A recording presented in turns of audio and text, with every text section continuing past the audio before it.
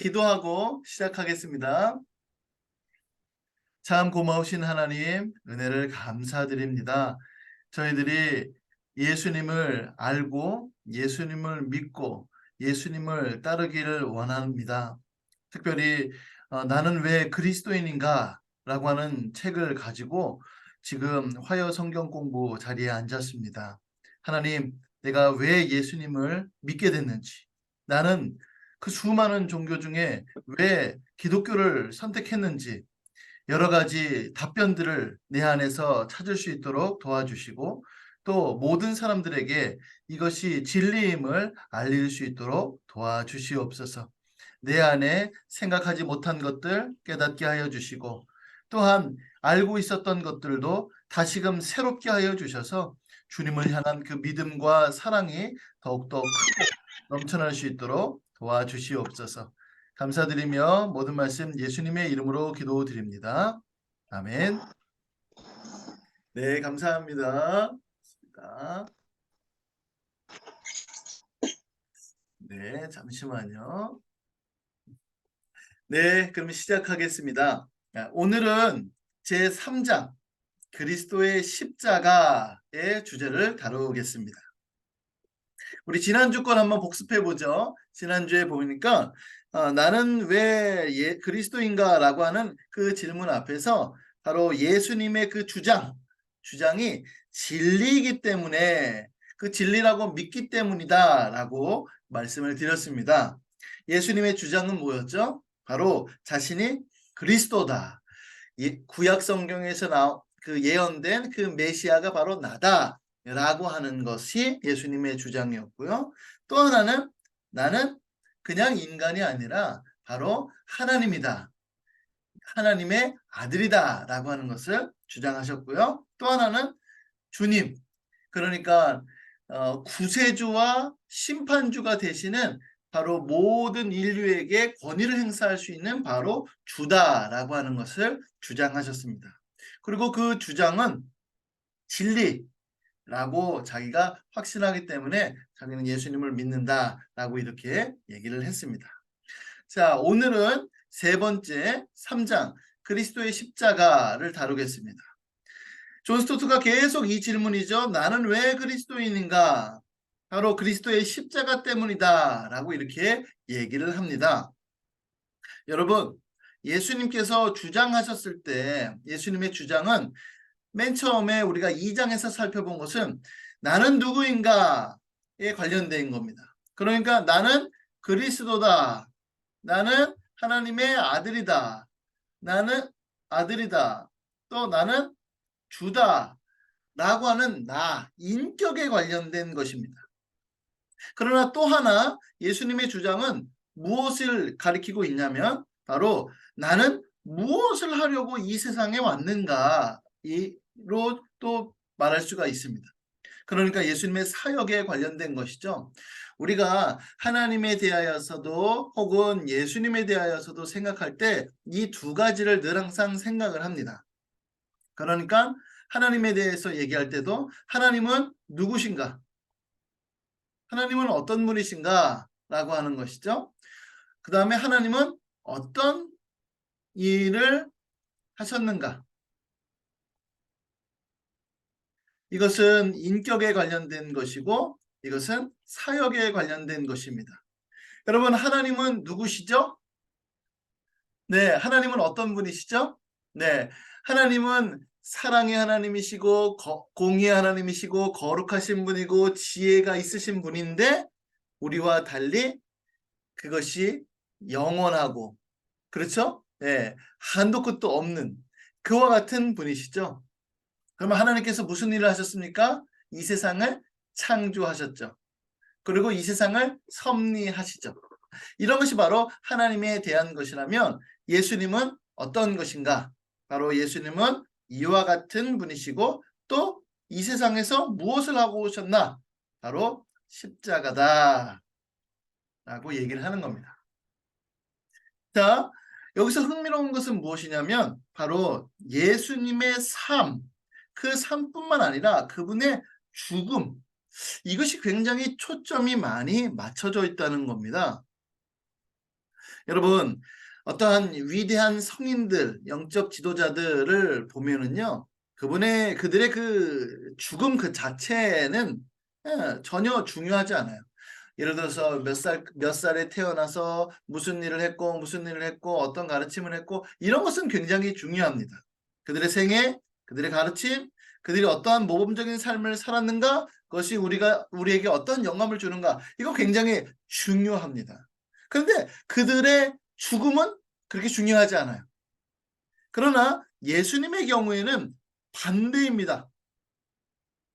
물론 우리는 그분의 가르침과 그분이 보여주신 그 모범은 그 어떤 사람들과도 비교할 수 없지요. 그건 너무나도 당연합니다. 그러나 중요한 것은 무엇이냐면 제자들은 처음부터 그분의 죽음을 강조했다는 거예요. 이게 굉장히 중요합니다. 그분의 죽으심에 대하여서 너무나도 강조를 했습니다. 자, 사도 바울이 한번 볼까요? 뭐라고 나오죠? 고린도전서 2장 2절 말씀. 내가 너희 중에서 예수 그리스도와 그가 십자가에 못 박히신 것 외에는 아무것도 알지 아니하기로 작정하였습니다. 라고 하면서 그분의 죽으심, 그분의 십자가, 이거에 대해서 매우 강조하고 있는 것을 볼 수가 있죠. 또 베드로 역시도 마찬가지입니다. 그리스도께서 단번에 죄를 위하여 죽으사 의인으로서 불의한 자를 대신하여 죽으셨다라고 하는 것을 매우 강조합니다. 요한도 마찬가지죠. 하나님이 우리를 사랑하사 우리 죄를 속하기 위하여 화목제물로 그 아들을 보내셨다라고 할 때 이 화목제물은 바로 그리스도의 죽음을 상징하고 있는 것이죠. 이처럼 성경을 보니까 바울, 베드로, 요한 다른 사람들도 마찬가지겠지만은 그리스도의 십자가, 그리스도의 죽음에 대하여서 매우 큰 강조를 하고 있는 것을 우리는 확인할 수가 있습니다. 여러분, 성경, 특별히 이 복음서죠. 이 복음서를 보면은 그 십자가에 대하여서 지면을 얼마나 할애했는가를 보면은 그 중요성에 대하여서 알 수가 있습니다. 누가복음 말씀을 보니까 십자가, 그러니까 그리스도의 그 죽으심에 관련된 그것을 4분의 1이나 할애를 했어요.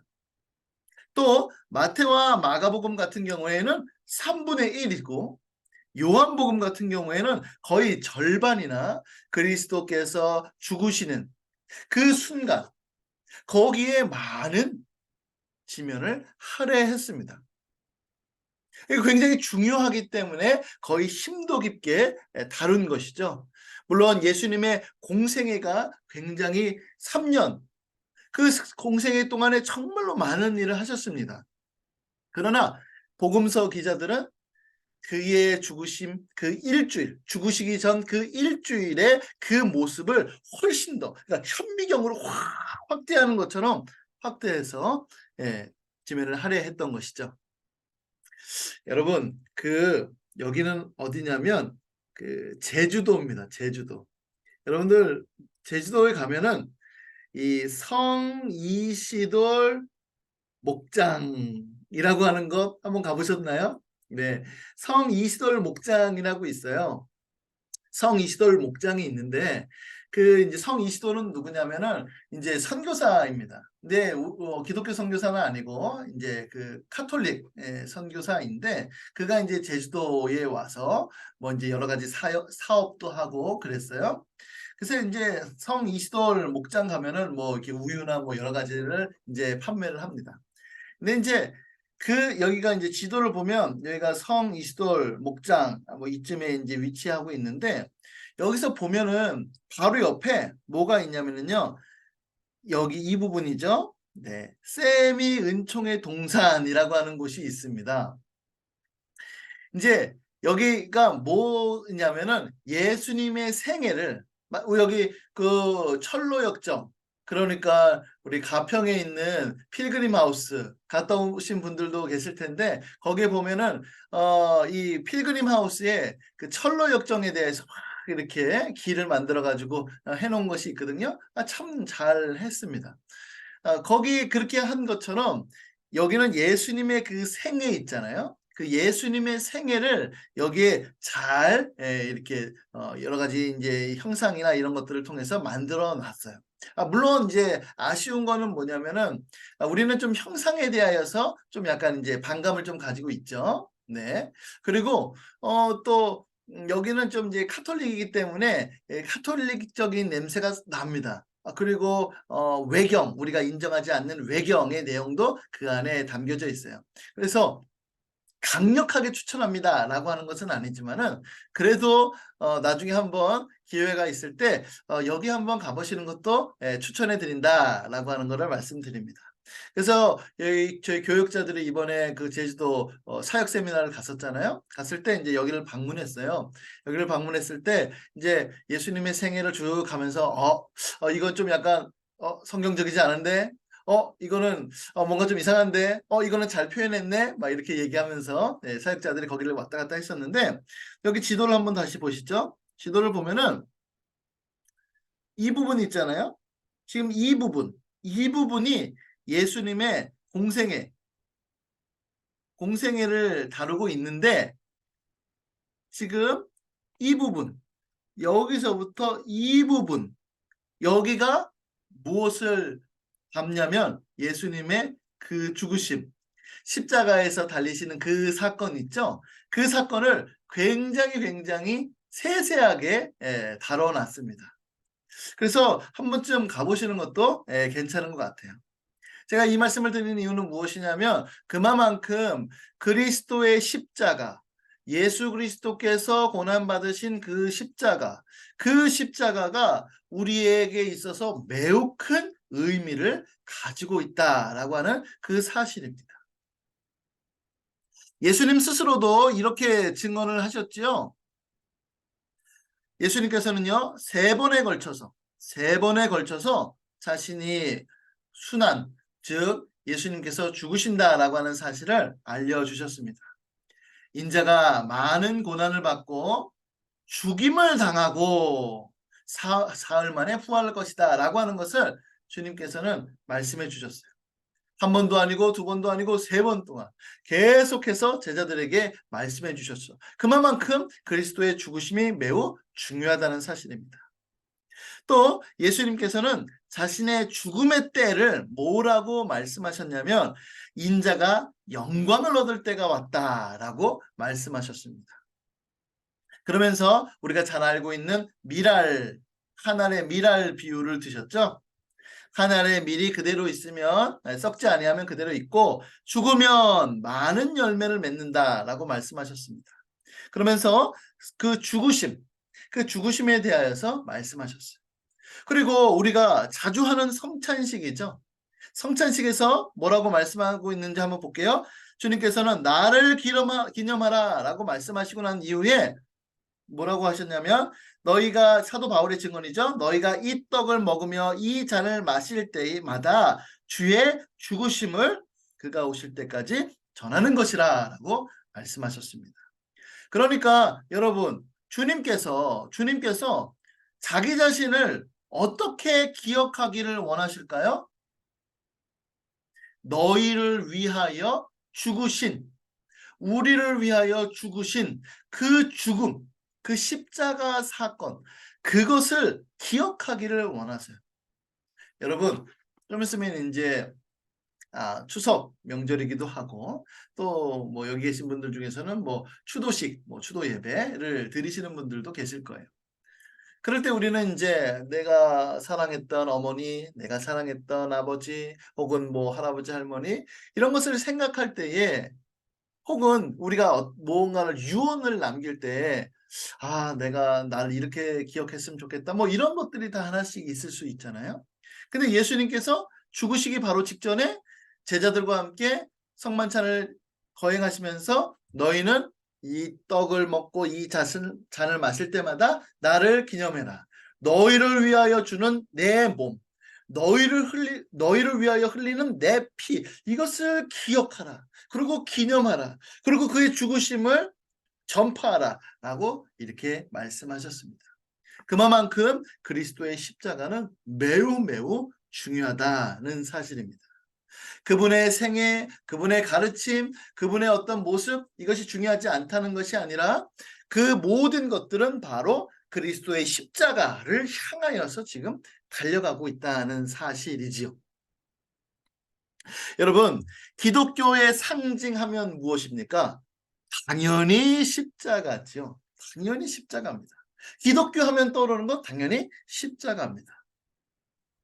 여러분, 예수님의 생애에 있어서 중요하지 않은 사건들은 아무것도 없을 겁니다. 여러분, 예수님께서 성육신 하셨습니다. 그러면 성육신 하시는 하셨을 때 성육신 하시고 나서 이제 그 자리가 없어서 구유에 누이셨잖아요. 이런 것을 보면서 우리 기독교의 상징을 말구유, 예, 구유라고 생각할 수도 있죠. 혹은 목수의 의자. 그러니까 요즘같이 이 육체 노동의 존엄성을 강조하면서 아, 예수님은 목수셨지. 그것을 강조할 수도 있죠.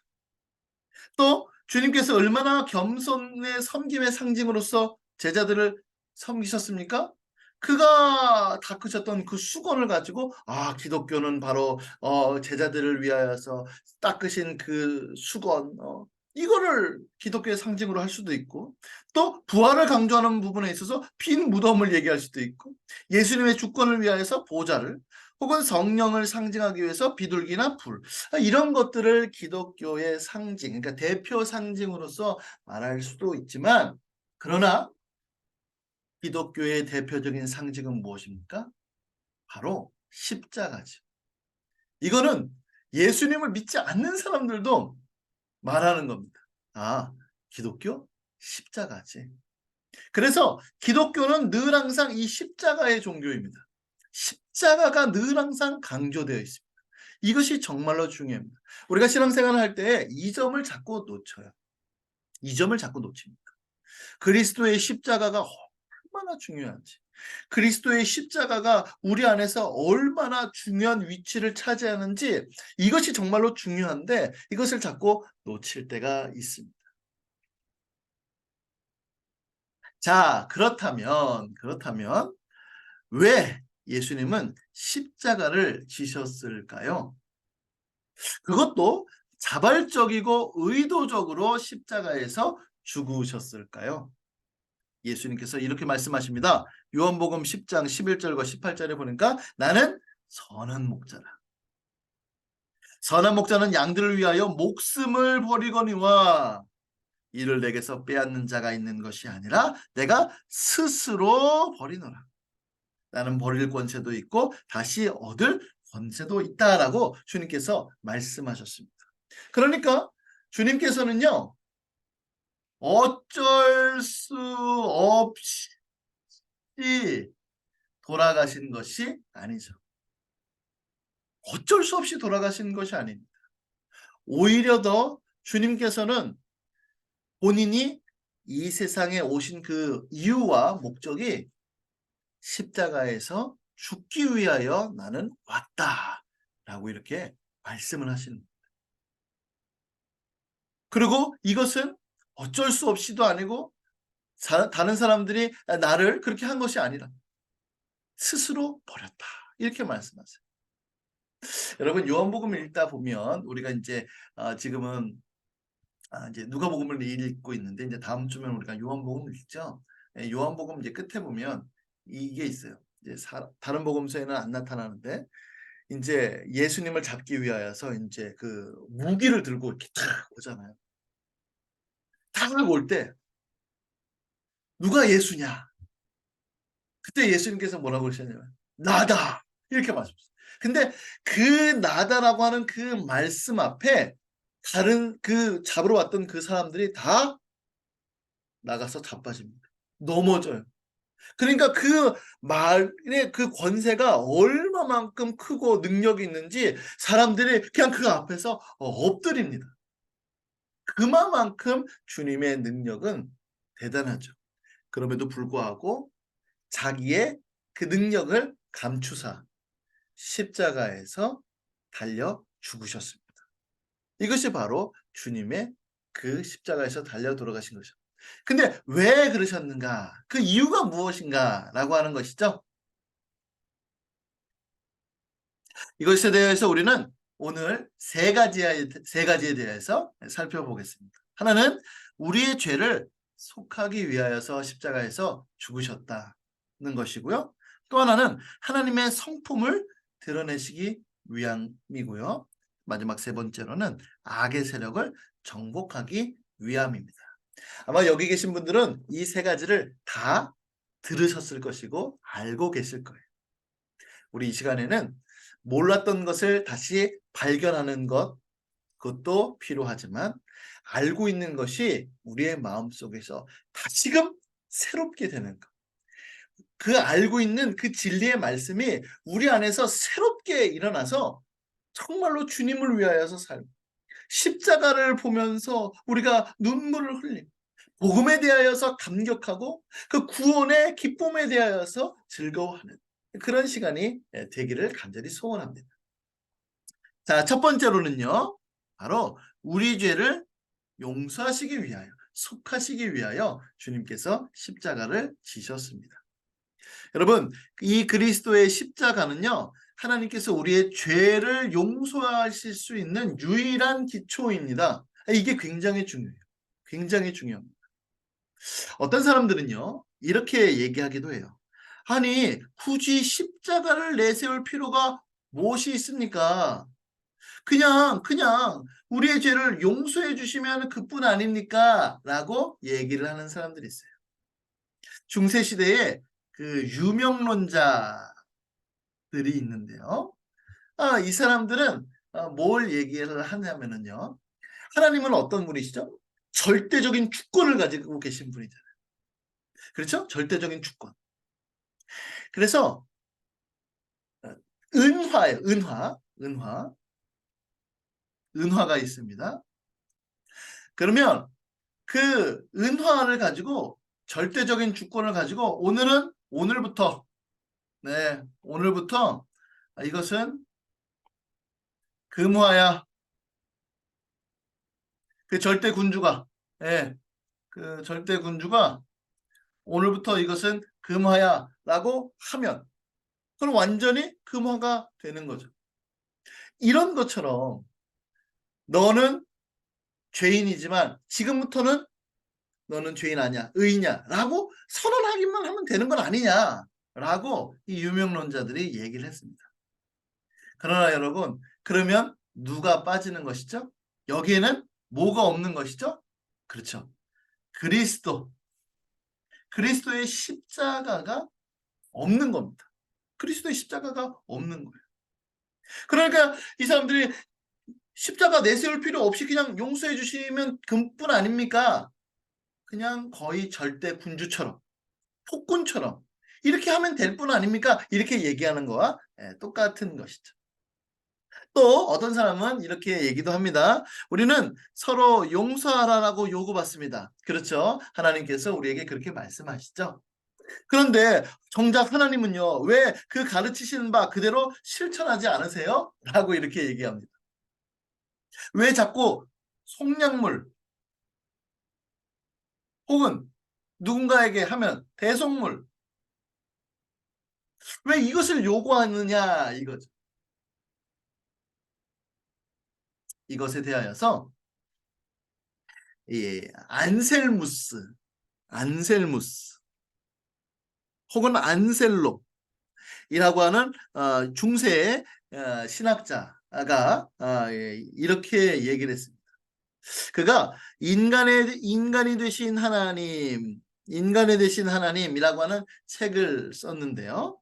거기에 뭐라고 말을 했냐면 당신은 그렇게 말한다면 당신은 아직 죄의 심각성에 대하여 깊이 있게 생각하지 않았다는 것이다. 또 하나 만약에 그렇게 생각했다면 당신은 아직 하나님의 위엄에 대하여서 깊이 생각해 보지 않았다. 이렇게 얘기를 합니다. 만약에 죄의 심각성이 얼마나 크고 하나님의 위엄하심이 얼마나 큰지를 알았다면 깨닫게 됐다면 우리는 이렇게 말할 것입니다. 깨닫지 못했을 때는 이렇게 얘기하는 거예요. 하나님, 아니 죄를 용서해 주시는 거, 그게 그렇게 어려워요? 그냥 용서해 주시면 되죠 라고 말할 텐데, 만약에 이것을 깨달았을 때 하나님, 어떻게 우리 죄를 용서해 주실 수 있으세요? 하나님, 그게 가능해요? 어떻게요? 라고 우리는 하나님께 질문을 할 수 있을 것입니다. 제가 예를 하나 들었어요. 무슨 예를 들었냐면, 우리가 다 잘 알고 있는 손양원 목사님입니다. 여러분, 손양원 목사님이 자기의 아들을, 자기의 자식을 죽인 그 사람을 용서했을 뿐만 아니라 입양까지 했죠. 여러분, 어떻게 생각하십니까? 그 딸이 그러죠. 손양원 목사님 그 딸이, 아빠, 아니 용서했으면 됐지. 굳이, 굳이 입양까지 해야 돼? 왜 그렇게 해야 돼? 그렇게 딸이 얘기했다 그러죠. 그러니까 손영원 목사님이 이렇게 말씀하셨답니다. 하나님께서 죄만 용서하라고 하신 게 아니라 사랑하라고 하셨어. 그래서 입양한 거야. 이렇게 얘기했다 그러시죠. 여러분, 또 이런 예가 제가 또 예전에 한번 그 영상에서 한번 봤는데요. 어떤 이제 미국에 있는 어떤 이제 그 엄마인데, 그 엄마가 이제 엄마에게 이제 아들이 있었던 겁니다. 그 아들이 있었는데, 그 아들이 이제 그 총기 사고로 이제 죽었어요. 근데 알고 보니까 이제 그 총기 사고가 이제 그 범인이 있었을 거 아닙니까? 근데 그 그러니까 자기 아들을 죽인 그 아들을 용서해주는 사건이 실제로 있었어요. 그럴 때 여러분, 어떻게 질문합니까? 혹은 자기 아들을 죽인 그 사람에게 우리 이렇게 얘기할 수 있어요? 용서 그거 안 돼요? 그거 용서 못 합니까? 그렇게 용서가 어려워요? 이렇게 얘기하실 거예요? 아니면 용서해준 그 사람에게, 아니 어떻게 용서할 수가 있습니까? 그 진짜, 아니 자기 아들을 죽인 사람 어떻게 용서할 수 있어요? 감옥에 쳐넣어야죠. 우리는 아마 이렇게 말할 것입니다. 마찬가지로 우리가 얼마나 큰 죄인인지, 그리고 하나님의 위엄이 얼마나 큰지를 생각한다면 질문이 그렇게 나오는 것이 아니라, 하나님 어떻게 우리의 죄를 용서해 주실 수 있으셨습니까? 라고 아마 주님께 질문을 할 것입니다. 여러분, 왜 용서가 하나님에게 문제가 될까? 왜 그럴까라고 묘사를 합니다. 그것은 왜 그러냐면 하나님의 그 본질이 거룩한 사랑이기 때문에 그래요.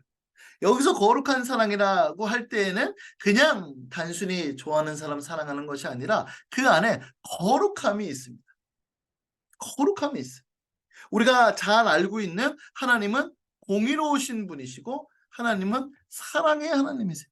하나님은요, 그냥 막무가내로 사랑하시는 것이 아닙니다. 죄인을 사랑하시죠. 그러나 죄인을 사랑하시지만은 거기에는 반드시 무엇이냐면 그분의 속량문, 그 십자가가 그 안에 담겨져 있습니다.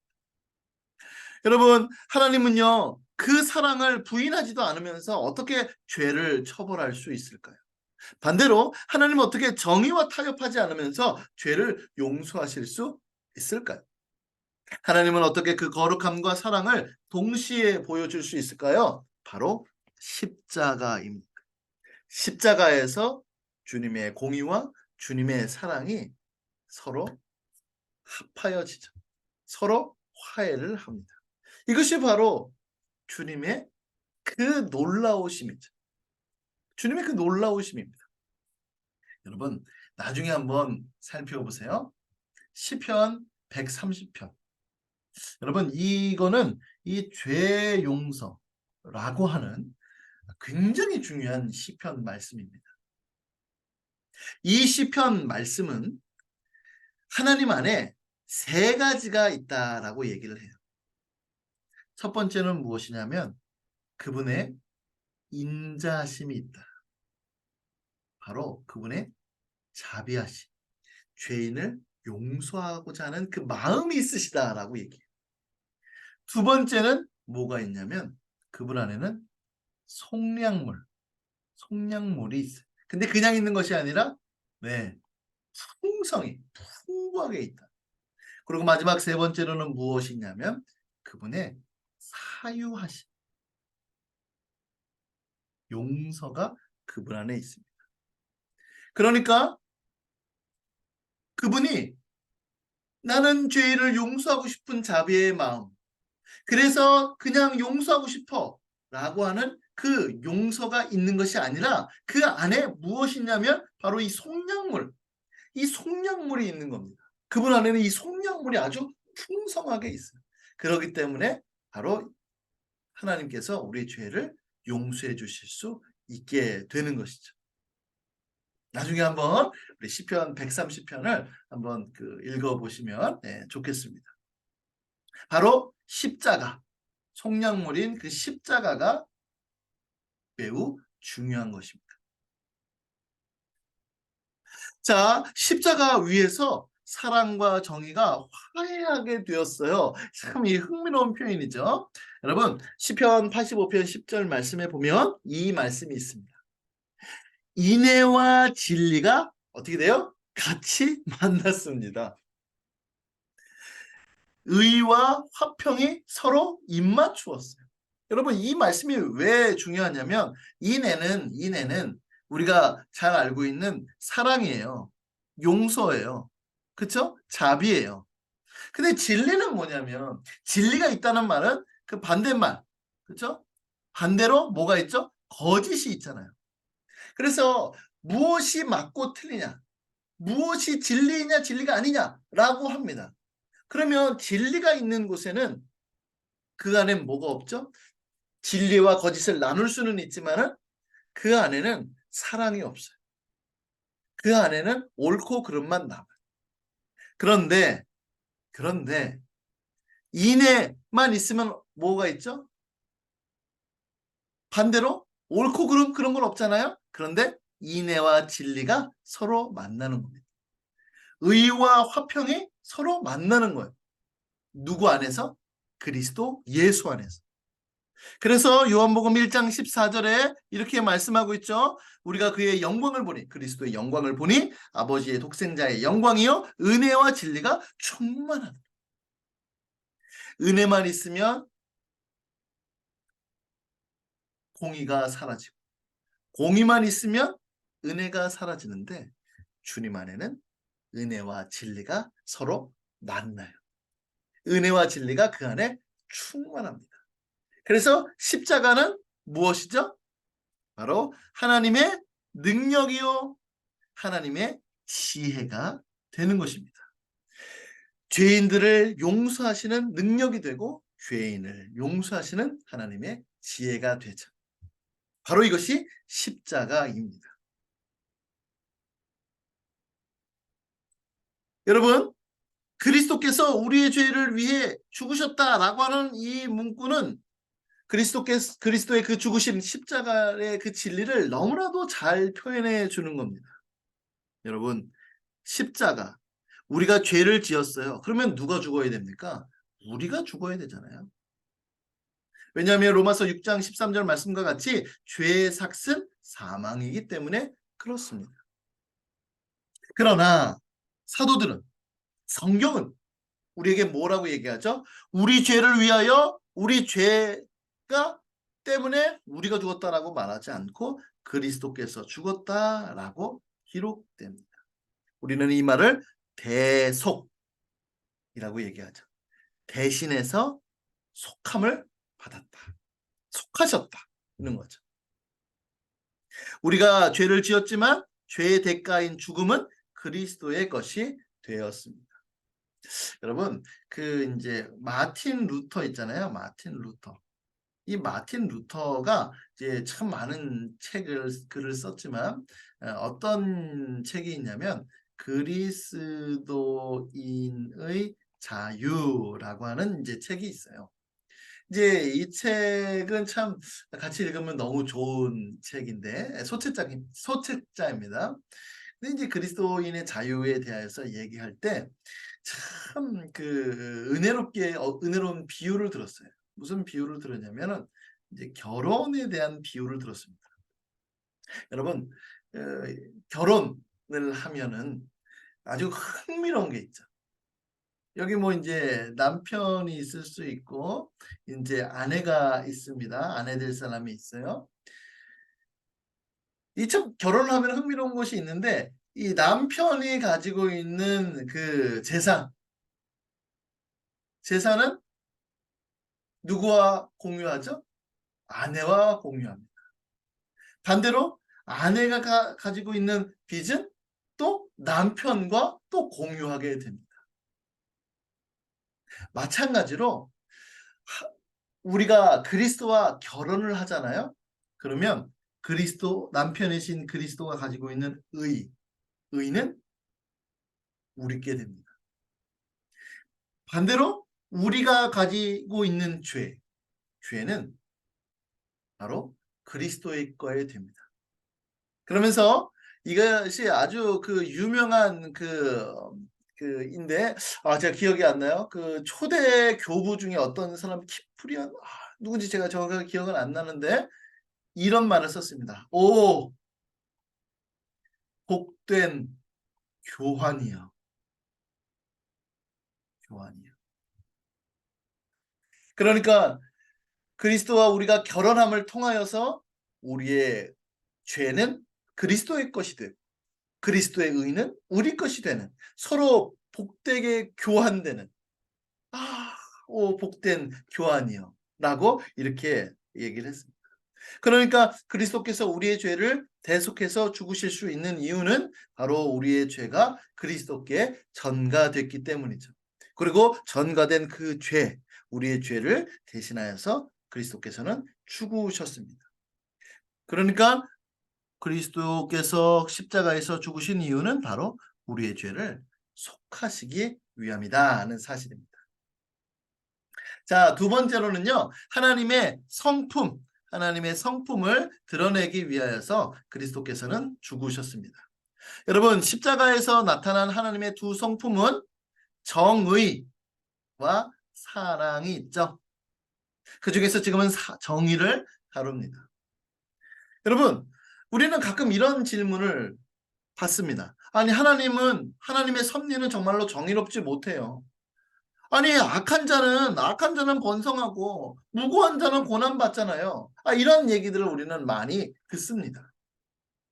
그거에 대한 답은 두 가지가 있는데 하나는요. 무엇이냐면 지금 당장 심판이 없어도 최후 심판 때에 하나님께서 심판하셔 라고 우리는 말할 수 있죠.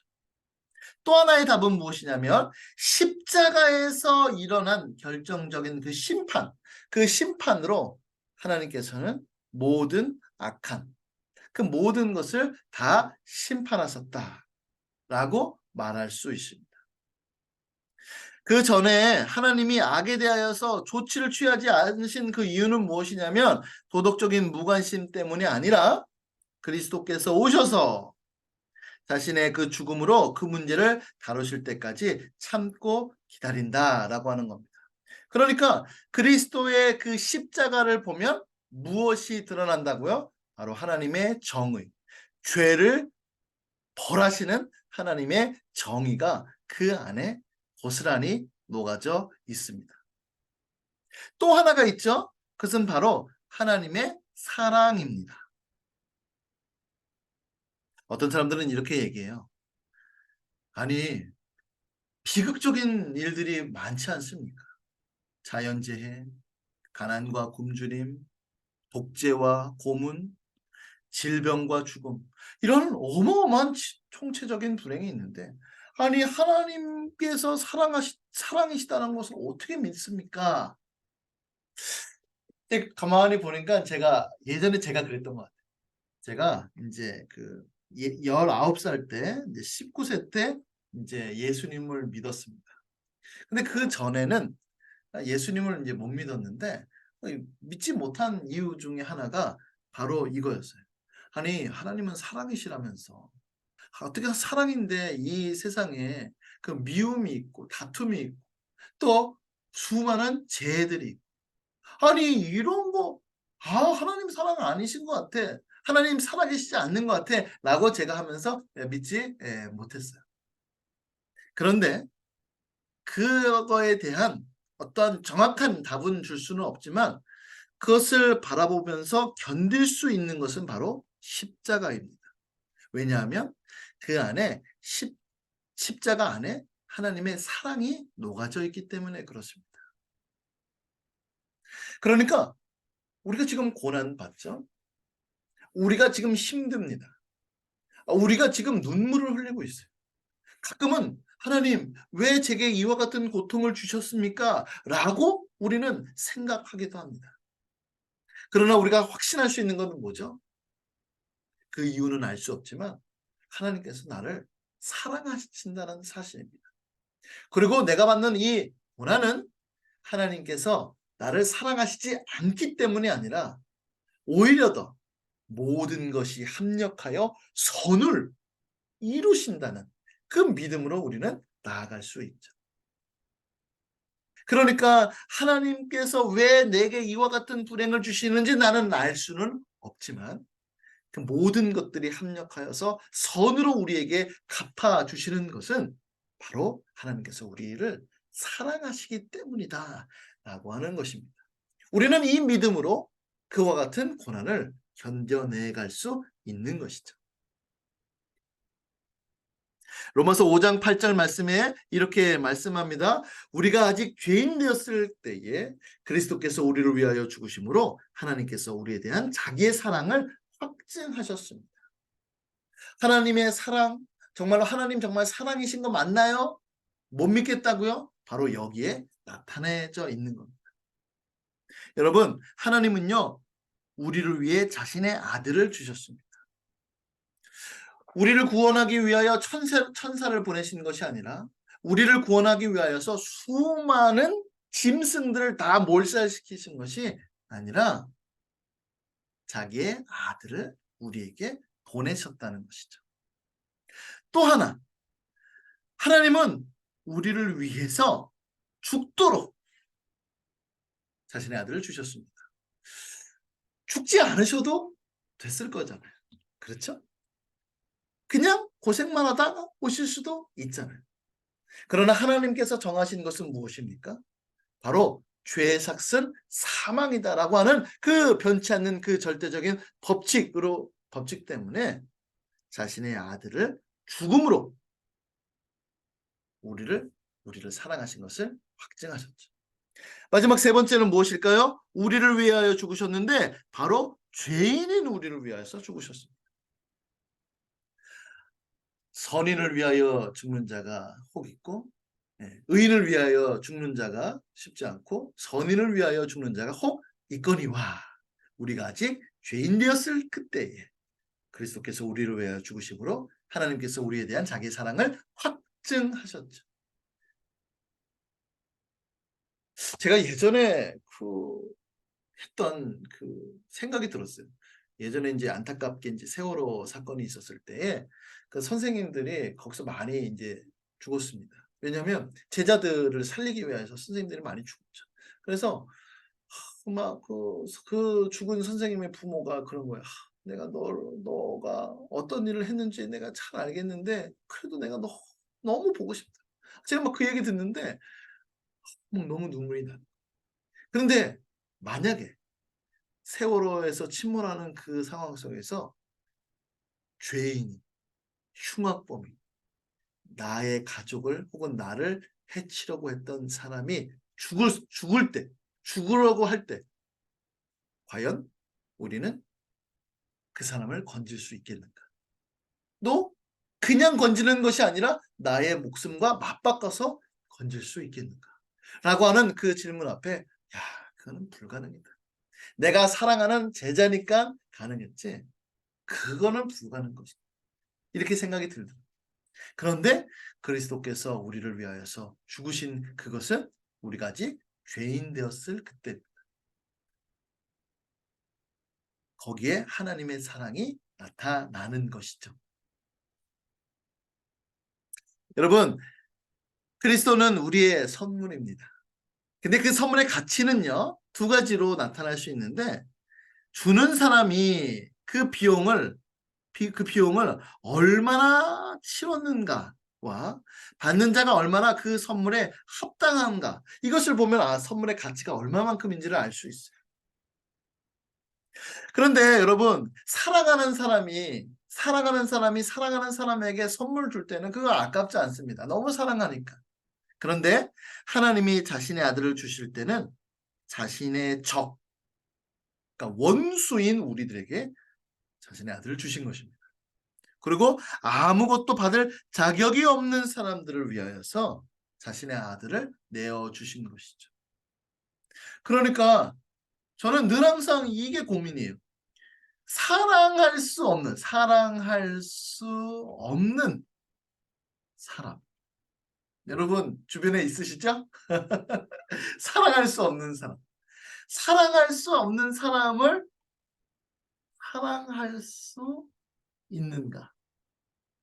저는 목회를 하면서 이게 늘 항상 고민이에요. 이게 늘 항상 제 안에서 풀리지 않는, 제 안에서 늘 항상 힘든 싸움입니다. 사랑할 수 없는 사람을 사랑할 수 있는가? 그런데 주님께서 우리를 그렇게 사랑하셨더라고요. 주님께서 우리를 그렇게 사랑하셨습니다.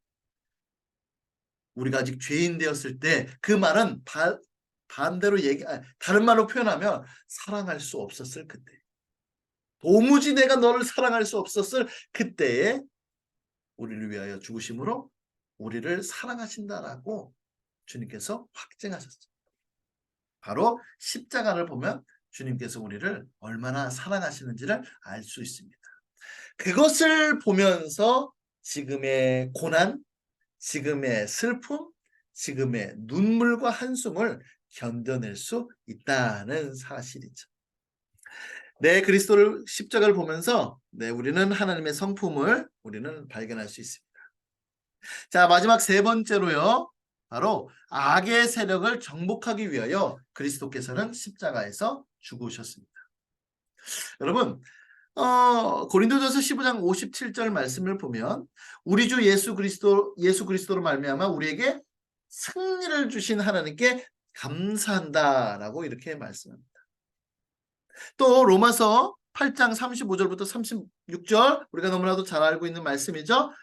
누가 우리를 그리스도의 사랑에서 끊으리요? 환난이나 곤고나 박해나 기근이나 적신이나 위험이나 칼이라 기록된 바 우리가 종일 주를 위하여 죽임을 당하게 되며 도살당할 양같이 여김을 받았나이다 함과 같으니라. 그러니까 지금 현재 상황이 무슨 상황이에요? 고난의 상황이라는 거죠. 지금 너무나도 견디기 어려운 상황이다라고 하는 사실입니다. 그러나 이 모든 일, 이와 같은 고난의 그 모든 일에 우리를 사랑하시는 이로 말미암아 우리가 어떻게 해요? 넉넉히 이기느니라. 넉넉히 이기느니라. 승리할 수 있다는 겁니다. 그러니까 십자가가 곧 뭐라고요? 승리라고 하는 겁니다. 십자가가 바로 승리라고 하는 사실이에요. 도대체 이 말이 무슨 의미인가? 한번 계속 살펴보겠습니다. 여러분, 십자가에서 죽으신 예수님은요, 정복자이십니다. 이 말이 좀 생소하실 수도 있을 것 같아요. 그런데 성경을 읽다 보면, 특별히 이제 구약 성경 있죠? 이 구약 성경을 읽다 보면 예수님을 어떻게 묘사를 하냐면 정복자 혹은 승리자, 자신의 원수를 밟은 그 사람으로 묘사를 합니다. 또 우리가 그 신약에 보면 계시록 있잖아요. 계시록. 이 계시록을 보면은 거기에 보니까 백마를 타고 온 기사가 나오죠. 그래서 원수들을 다 물찌르지 않습니까? 그때 바로 정복자의 이미지가 그 안에 담겨져 있는데 바로 예수님이죠. 우리가 원복음, 원시복음이라고 하는 그 복음의 처음에 뭐라고 말씀하고 있냐면 내가 너로 여자와 원수가 되게 하고 뱀에 대한 저주의 내용이죠. 내 후손도 여자의 후손과 원수가 되게 하리니 여자의 후손은 바로 예수님을 말하고 있습니다. 예수님이죠. 자, 예수님은 내 머리를 상하게 할 것이요 너는 그의 발꿈치를 상하게 할 것이다. 그러니까 뭐냐면 자, 너는 이제 뱀이긴 하지만 사탄이죠. 사탄 너는 그의 발꿈치. 그러니까 예수님께서 십자가에서 죽으신 것은 그냥 주님의 발꿈치를 상한 그거에 지나지 않는 겁니다. 그러나 예수님은 그 너의 머리를 꽝 하고 상하게 하신다는 겁니다. 정복하시는 것이죠. 사탄을 무찌르시는 겁니다. 그래서 골로새서 2장 15절에 이렇게 말씀하고 있습니다. 통치자들과 권세들을 무력화시키셨다. 여기서 말하는 통치자들과 권세들은 바로 누구냐면 이 사탄의 세력, 어둠의 세력들을 의미합니다. 그리고 무력화시켰다라고 하는 것은 어떤 의미냐면 원어로 따지자면 발가벗겼다 이런 의미인데 네, 무장해제라고 얘기를 하잖아요. 무장해제를 시켜버린 거예요. 무력화하여 드러내어 구경거리로 삼으시고 십자가로 그들을 이기셨다라고 이렇게 말씀합니다. 십자가로 이기셨어요. 십자가로. 그러면 이게 도대체 무슨 말인가, 무슨 의미인가 한번 살펴보도록 하겠습니다. 여러분, 주님께서는요 우리에게 이렇게 말씀하셨습니다. 로마서 12장 21절 말씀에 보면 악에게 지지 말고 무엇으로요? 선으로 악을 이기라 라고 말씀하셨어요. 흥미롭죠? 아주 흥미롭습니다. 여러분, 누군가에게 그러니까 누군가가 나를 해합니다. 누군가가 나에게 어떤 이제 해코지를 했어요. 악을 행했습니다. 그럴 때 우리는 어떻게 하죠? 악으로 갚죠. 너가 나한테 했어? 그럼 나도 너처럼 똑같이 해줄 거야. 이렇게 하죠. 그런데 이건 뭐죠? 악에게 지는 거랍니다. 악으로 갚는 건 악에게 지는 거예요. 왜죠? 이유가 뭐예요? 사탄이 바라는 건 바로 거기에 있는 겁니다.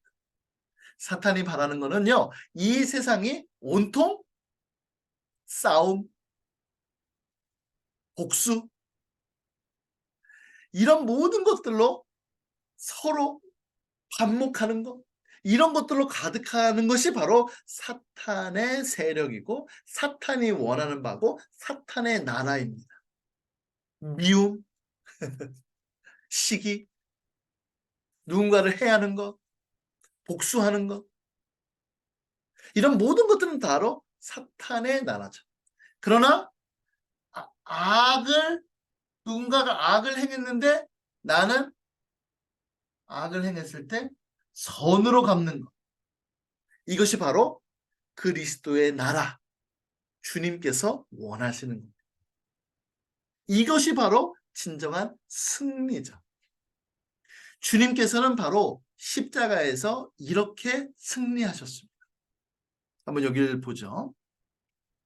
예루살렘과 로마의 연합 세력이 예수님께 대항했을 때에도 예수님께서는요 세상적인 권력을 사용하지 않으셨습니다. 예수님께서 잡히셨을 때 베드로가 말고에 그 귀를 쳐서 베죠. 그러니까 뭐라고 그러셨습니까? 예수님께서 야 내가 지금도 기도하면 12군단도 더 되는 천사가 와서 얘네들을 싹쓸이할 거야. 근데 나는 그렇게 안 한다. 주님께서 이렇게 말씀하셨어요. 세상적인 권력으로 행하지 않으셨어요. 이렇게 예수님께서는 하나님께 불순종하지도 않고 자신의 적을 미워하거나 세상 권력을 쓰는 방식도 따르지 않으셨습니다.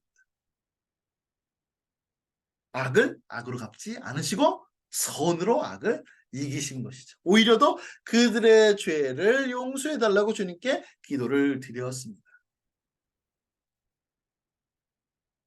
예수님은 순종과 사랑, 온유함으로 어둠의 세력에 대해 결정적인 도덕적 승리를 거두신 것입니다.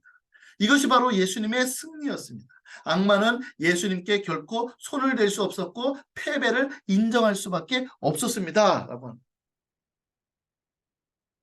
주님의 나라는 어떤 나라죠?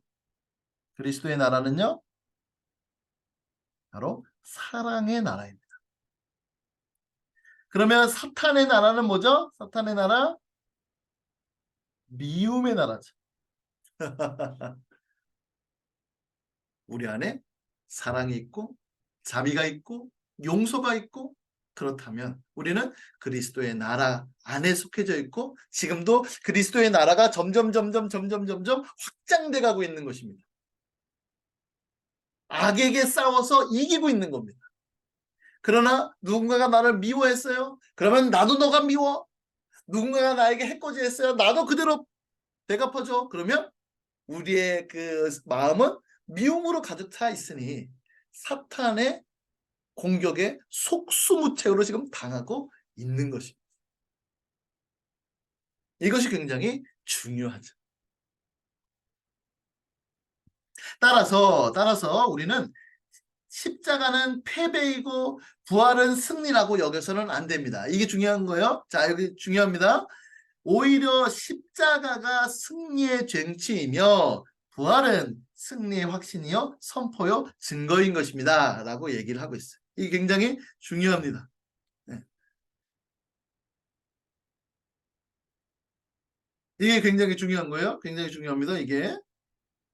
네. 그러니까 십자가는 승리예요. 십자가는 패배한 게 아니에요. 주님께서 십자가에서 달리신 것은 정말로 힘이 없어서 무력해서가 아니라 그것을 통하여서 승리하려고 하신 것이에요.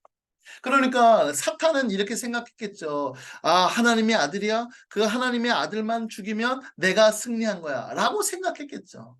그러나 반대로 주님께서 십자가에서 죽으심으로 모든 것들이 다 승리케 됐습니다. 사탄의 나라도 멸하게 되고 사탄도 없애게 되고 선으로서 모든 것을 다 이기시는 주님, 바로 십자가가 승리고 그것을 확증하기 위하여서 주님께서 우리에게 우리 앞에서 부활하신 것이죠. 자, 마지막 결론입니다. 나는 왜 그리스도인인가? 나는 왜 그리스도인인가? 우리가 첫 질문이었어요. 자, 이 존 스토트의 얘기입니다. 한번 들어보세요.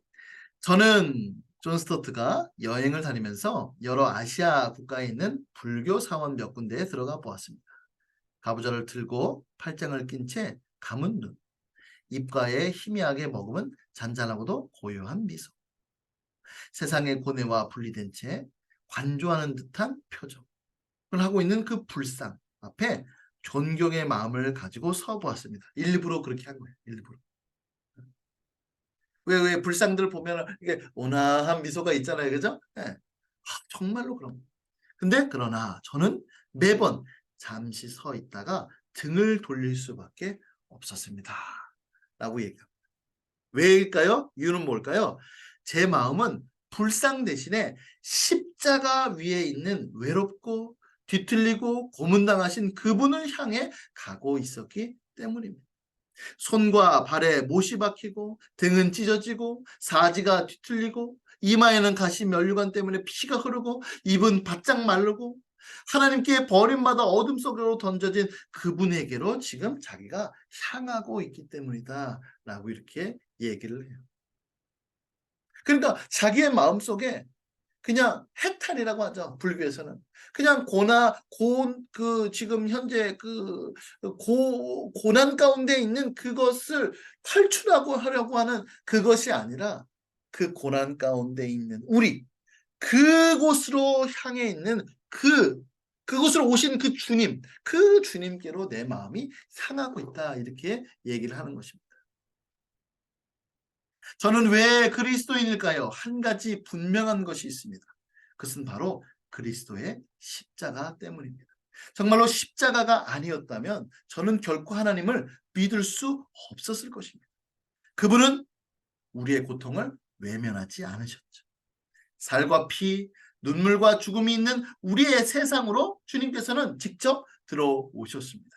그분은 우리가 용서받도록 우리를 대신해서 죽으시면서 고통을 당하셨습니다. 라고 이렇게 고백을 합니다. 여러분, 우리가 어떻게 그리스도인이 되었습니까? 바로 십자가에서 보여주신 그 주님, 그 주님의 사랑. 하나님의 그 성품, 공의를 행하실 수밖에 없는, 그러나 우리를 너무나도 사랑하시고 용서하시고자 하는 그것이 십자가 안에서 이루어졌기 때문에, 그리고 그 십자가가 우리를 위해서 행하셨기 때문에 우리는 예수님을 믿을 수밖에 없고 우리는 그리스도인이 될 수밖에 없습니다. 제가 이것을 준비하다가 마지막 지금 이 부분이죠. 이 부분을 딱 결론을 내면서 어떤 찬양이 생각났냐면 바로 이 찬양이에요. 십자가 그 사랑. 제가 이제 시작 전에 이 찬양을 틀어드렸어요. 십자가 그 사랑 멀리 떠나서, 이거 다 아시죠? 무너진 나의 삶 속에 잊혀진 주네. 그렇습니다. 우리는요, 주님의 십자가 때문에, 그 주님의 그 십자가의 사랑 때문에 예수님을 믿는 그리스도인이 되었습니다.